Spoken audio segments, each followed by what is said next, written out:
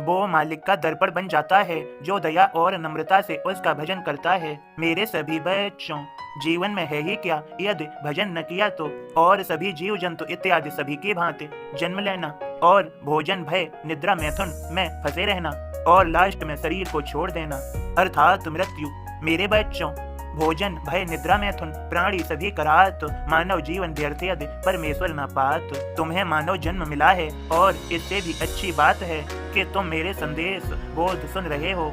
मेरी तुम पर कृपा है, नहीं तो कई मनुष्य जन्म पाकर अपने जीवन को भोजन भय निद्रा मैथुन में ही गवा देते हैं और सभी प्राणियों की भांति वह भी अपने वही कार्य करते हैं। मेरे बच्चों, मैं तुम्हारे साथ हूँ। जैसे हिरण कस्तूरी की सुगंध खोजने के लिए जंगल जंगल भटकता रहता है कि यह सुगंध कहाँ से आ रही है, और वह सारा जीवन कस्तूरी की सुगंध खोजने में निकाल देता है, लेकिन उसे यह पता नहीं चलता कि कस्तूरी की सुगंध कहाँ से आ रही है। मेरे बच्चों, इसी प्रकार सभी प्राणी मात्र मेरे ही माध्यम से संचालित हैं। मेरे बच्चों, यहाँ समझो, चींटी पशु जलचर पंछी सब में बसो निरंतर, तो क्या प्राणी मात्र में सब में परमेश्वर। और यहाँ पर और समझो, तुम्हारे भीतर होने वाली मेरी गति को तुम अपनी गति मानते हो। ये समूचा ब्रह्मांड मुझ में विचरण करता है और मैं इसमें भ्रमण करता हूँ। मेरे बच्चों, मैं डाल डाल पत्ते पत्ते और सभी जगहों से तुम्हें देख रहा हूँ।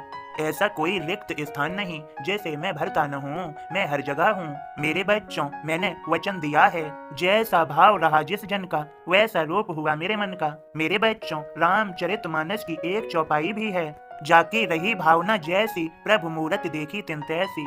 मेरे बच्चों, अब यहाँ पर समझ लो, हिंदू मुस्लिम सिख ईसाई और आदि अलग अलग पंथ के यह सब मेरे ही बच्चे हैं, लेकिन इनके मार्ग अलग अलग हैं और यह अपने अलग अलग मार्गों के माध्यम से मेरा ही पूजन करते हैं। मैं इनके पूजन को स्वीकार करता हूँ और इसी में उनका उद्धार करता हूँ। सदा याद रहे, मैंने श्रद्धा और सबूरी अपने भक्तों को अपनाने के लिए कहा है और मैं उनसे श्रद्धा सबूरी ही चाहता हूँ। यदि वे मुझे श्रद्धा सबूरी देते हैं तो मैं उनका हाथ थाम कर उन्हें भव सागर से पार लगा देता हूँ। मेरे बच्चों के कठिन से कठिन कार्य संपन्न करा देता हूँ। बस मैं उनसे श्रद्धा सबूरी चाहता हूँ। सदा याद रहे, जो जहाँ पर है, जिसने जो मार्ग अपनाया है, मेरी उपासना का, मेरे पूजना दिखा। मेरे बच्चों, यहाँ पर समझो, कोई मुझे मूर्ति में देखता है तो कोई मुझे साथ में आसमान पर पुकारता है, तो कोई मेरे लिए गुरुद्वारे में गुरु की शरण में जाता है, तो कोई मेरे लिए चर्च में जाता है। मेरे बच्चों, जहाँ पर मेरे भक्त का भाव शुद्ध हो जाता है, मैं उसे अपना लेता हूँ, फिर उसे अपनाने में बिल्कुल देरी नहीं करता। सदा याद रहे, यह सब मार्ग हैं, इनके माध्यम से भक्त मुझ तक ही पहुँचता है। मेरे बच्चों, तभी तो मैं अपने भक्त की निष्ठा व उनकी भक्ति को जहाँ पर है वहीं पर दृढ़ कर दिया करता हूँ।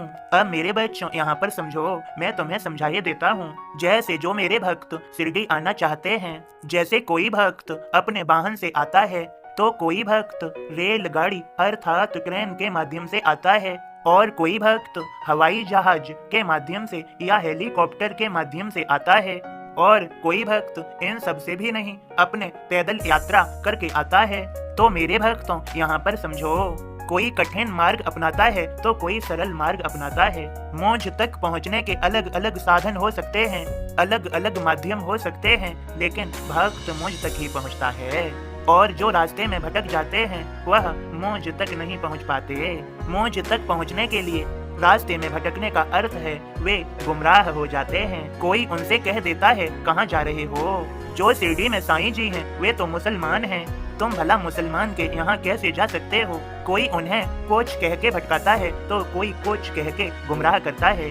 यह सब मेरी ही लीला है, लेकिन याद रहे, भक्त को मुझ तक पहुँचने के लिए कई परीक्षाओं से गुजरना पड़ता है, क्योंकि मैं परीक्षाओं के माध्यम से अपने भक्त की दृढ़ भक्ति जो करता हूँ और फिर तो अपने भक्त का हाथ थाम कर उसको ऊंचाइयों तक ले जाता हूँ और उसको श्रेष्ठ व सुंदर बनाता हूँ, उसका यह मानव जीवन सफल बना देता हूँ।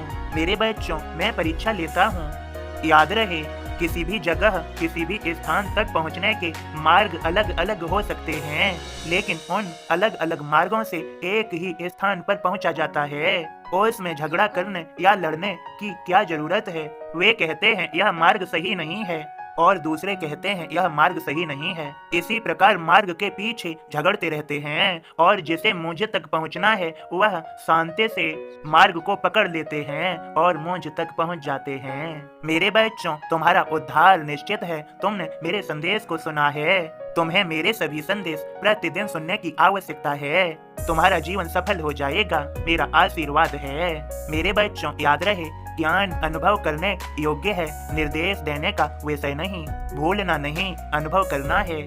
और अब मेरे बोध को सुनो और समझो।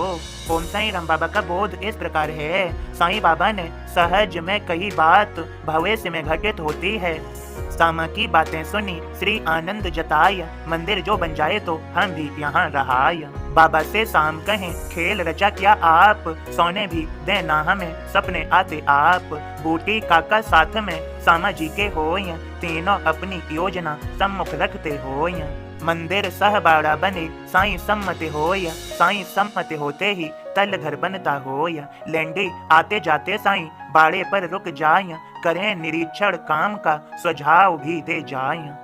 बूटी मन में सोचते, मंदिर जब बन जाय, मुरलीधर की मूर्ति देंगे वहाँ बिठाय। साईं से मांगी आज्ञा, मूरत दे बिठाय, बाबा देव सहमति अपनी खुशी जताय। मंदिर जब बन जाए तो हम रहने आ जाएं, बाड़े में हम सब मिलें, नाचें खेलें गाएं। साईं आज्ञा पाए के सामा खुशी मनाय, नींव खोदने के पहले श्रीफल फोड़ा जाय। ओम साईं राम बाबा के सभी भक्तों, आप सभी पर बाबा की कृपा हो गई है, तभी आपको बाबा का यह संदेश मिला है और यह संदेश बाबा का आशीर्वाद ही है। सभी भक्त प्रेम से बोलें, ओम साईं राम, जय साईं राम।